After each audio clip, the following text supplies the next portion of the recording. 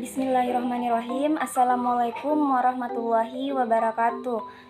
Pada video presentasi kali ini kami akan membahas mengenai bentos dan perifiton. Adapun anggota dari kelompok kami yaitu saya sendiri Putri Ramadhani, ada Irma Ashari, ada Muhammad Naufal Syaiful Haq, Syahrul Akbar Azani, dan Faizal. Selanjutnya membahas mengenai bentos. Bentos di sini merupakan istilah yang digunakan secara kolektif untuk organisme yang hidup di perairan atau di dasar sedimen sistem perairan dan mencakup produsen seperti phytobentos dan konsumen seperti zoobentos. Kemudian perifiton. Perifiton di sini merupakan komunitas organisme yang terdiri atas mikroflora yang tumbuh dan hidup menempel di atas atau di permukaan sekitar substrat yang tenggelam. Nah, pada gambar di sini terdapat ada Amphora, ada Frustulia, ada Navicula, dan ada Nitschia. Selanjutnya akan dipaparkan oleh rekan saya. Bentos adalah istilah yang digunakan secara kolektif untuk organisme yang hidup di sistem perairan ataupun di dasar sedimen sistem perairan dan mencakup produsen atau phytobentos ataupun konsumen atau sebentos. Mereka merupakan salah satu elemen jaringan makanan yang memainkan peran penting dalam jaringan ekosistem dan merupakan elemen kunci dari banyak program pemantauan laut serta muara.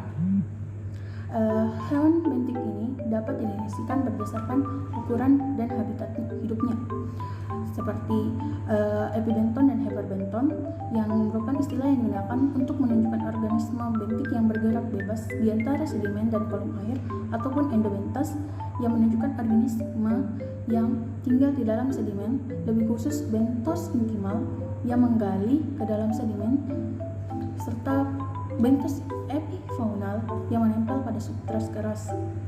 Ataupun berdasarkan ukurannya, bentos diklasifikasikan menjadi mikrobentos, melobentos, dan mukrobentos.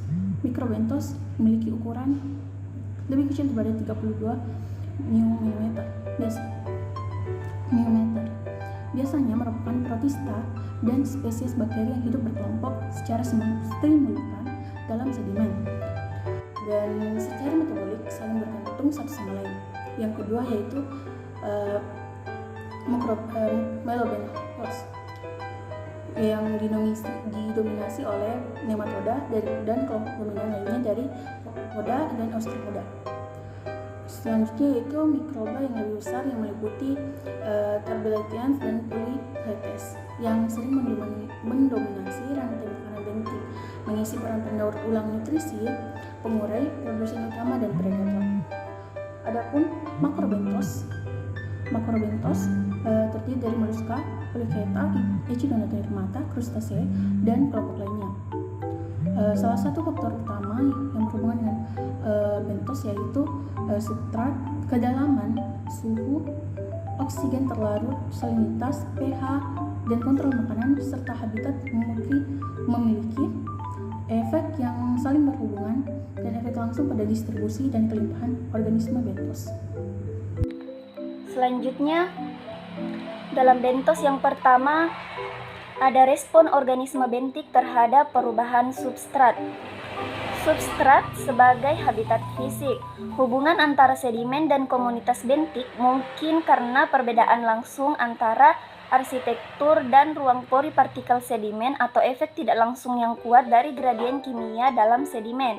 Jenis sedimen di lokasi tertentu relatif stabil terhadap kemampuan VAR yang melekat pada kolom air dan sering dimasukkan ke dalam kategori tersebut, yaitu batuan, pasir, lumpur, dan lain-lain. Sifat sedimen juga terkait erat dengan dinamika hidrografi dan khususnya oleh hubungan antara energi dan ukuran partikel sedimen. Energi yang lebih tinggi mengarah ke tempat transport partikel yang besar juga, sedangkan kondisi energi yang lebih rendah adalah yang paling tidak transport.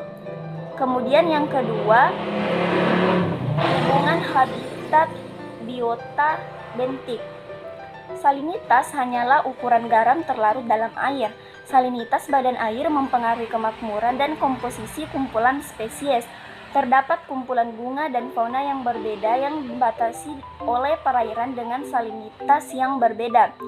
pH atau alkalinitas air yang diinduksi salinitas mempengaruhi morfologi, reproduksi, dan keberlangsungan hidup organisme. Kumpulan air tawar akan berbeda dari kumpulan air payau yang pada gilirannya akan berbeda dari kumpulan laut menariknya, kumpulan yang ditemukan di perairan manapun. Selanjutnya, yang ketiga ada hubungan antara bentos dan temperatur. Suhu air memainkan peran penting dalam lingkungan perairan. Sinar matahari, perpindahan panas atmosfer, kekeruhan, pertemuan badan air, dan aktivitas antropogenik adalah faktor-faktor yang mempengaruhi suhu setiap badan air. Kedalaman kolom air menentukan jumlah insolasi yang diterimanya dari matahari yang merupakan sumber panas utama. Kemudian yang keempat ada variasi salinitas dan hubungannya dengan bentos. Biota itu sendiri memberikan stabilitas atau modifikasi habitat komunitas bentik, sering ditemukan untuk dihargai bersama dengan ekosistem vegetatif seperti padang lamun, bakau, muara, sistem terumbu, dan lain-lain. Variasi salinitas yang ekstrim mungkin menjadi salah satu faktor berpengaruh utama dalam menentukan biomasa tanaman dan kepadatan hewan. Fluktuasi salinitas di suatu daerah dapat menyebabkan fluktuasi baik distribusi maupun total. Baik, saya akan menjelaskan mengenai perifiton. Perifiton merupakan komunitas organisme yang terdiri atas mikroflora yang tumbuh dan hidup menempel di atas atau permukaan sekitar substrat yang tenggelam. Substrat tersebut dapat berubah batu-batuan, kayu, tumbuhan air yang tenggelam, dan kadangkala hewan air. Organisme yang pertama kali ada di terumbu buatan dan pelepah daun kelapa adalah perifiton. Perifiton mempengaruhi laju perkembangan proses kolonisasi organisme pemangsa lainnya termasuk juvenil ikan atau larva kerang-kerangan yang menempel.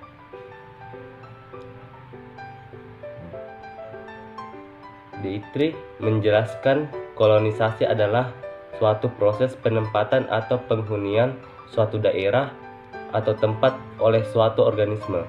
Sedangkan suksesi merupakan suatu proses pergantian dari satu atau sekelompok jenis organisme oleh lainnya dengan komposisi dan struktur yang berbeda. Komunitas perifiton adalah lapisan berlendir yang melekat pada batuan dan substrat stabil lainnya yang terdiri dari aliran dasar. Perifiton adalah jenis agregat mikroba, biasanya terdiri dari alga, bakteri, dan mikro atau mesoorganisme, serta materi organik yang masuk dan menyebar dalam air dan sedimen, khususnya pada permukaan sedimen, batuan, tanaman, dan partikel tersubstansi dalam ekosistem akuatik. Perifiton ditemukan di dasar sungai dan perairan. Perifiton mirip lapisan lendir di perairan. Kadang-kadang sulit untuk mendeteksi warna perifiton yang terendam berupa objek berwarna coklat atau hijau. Istilah perifiton adalah pendeskripsi yang paling umum dan dalam ekologi aliran untuk komunitas ini.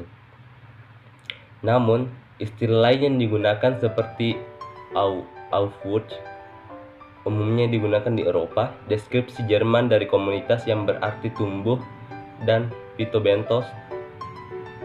Komunitas ini sebagian besar terdiri dari alga dan cyanobacteria, sebelumnya disebut ganggam hijau atau biru, dan istilah ganggam bentik juga digunakan terutama oleh ahli biologi alga. Jadi perifiton ini sangat penting untuk fungsi ekosistem, tetapi dalam keadaan tertentu dapat berproliferasi, menyebabkan masalah pengelolaan sumber daya air seperti menurunkan nilai estetika, rekreasi, dan keanekaragaman hayati. Proliferasi juga bisa mencemari air, menjadi racun bagi hewan, dan menghambat inteks. Selain itu, degradasi ekologis perairan dapat menyebabkan perubahan besar dalam komunitas perifiton, sehingga komposisi spesies perifiton secara rutin digunakan sebagai indikator polusi di sungai. Perifiton dapat mengakumulasi logam dari air ambien dan dari sedimen. Munculnya lapisan perifiton dapat sangat bervariasi dan memberikan banyak informasi dasar tentang kondisi dalam air atau dalam aliran. Selain itu, perifiton adalah komponen fundamental dari ekosistem sungai yang memurnikan air dengan penyerapan logam dan nutrisi dan menyediakan komponen penting dari sumber makanan ke jaring-jaring makanan dalam perairan. Sejalan dengan itu, komunitas perifiton sangat responsif terhadap penurunan kualitas air, pergeseran dalam komunitas konsumen invertebrata, dan terjadinya banjir dengan energi yang cukup untuk mengiris pertumbuhan alga. Penutupan perifiton yang lebat atau tinggi dapat memiliki efek yang merugikan pada aliran keanekaragaman hayati, trout, dan penggunaan reaksi dalam perairan.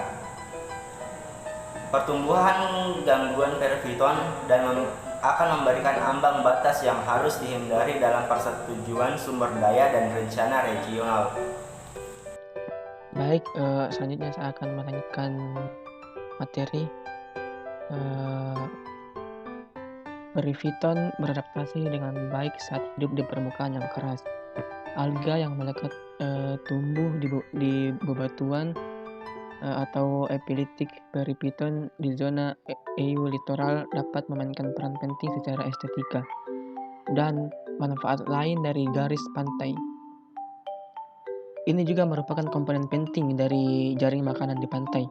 Faktor yang mempengaruhi kondisi habitat bentik dan potensi refugium untuk bakteri indikator fekal, patogen manusia, dan botulisme pada ikan dan unggas air. Kemampuan pertumbuhan perifiton yang cepat dalam menanggapi input nutrisi menawarkan potensi untuk menggunakan komunitas alga ini karena biaya yang relatif rendah, sensitif, indikator awal dari perbedaan lokal dalam pembebanan nutrisi di sepanjang muara sungai, sebelum konsentrasi polutan terdispersi dan diencerkan di perairan lepas pantai yang lebih dalam. Selanjutnya yaitu perifiton digolongkan berdasarkan tipe substrat sebagai tempat malekatnya. Menurut Wetzel 1979, berdasarkan tipe substrat perifiton dapat diklasifikasikan sebagai berikut. Yang pertama itu epitik adalah perifiton yang menempel pada batu. Yang kedua, epipelik adalah perifiton yang menempel pada permukaan sedimen. Yang ketiga, epiptik adalah perifiton yang menempel atau hidup pada permukaan daun dan batang tumbuhan. Kemudian ada epizoik adalah perifiton yang menempel pada permukaan tubuh hewan.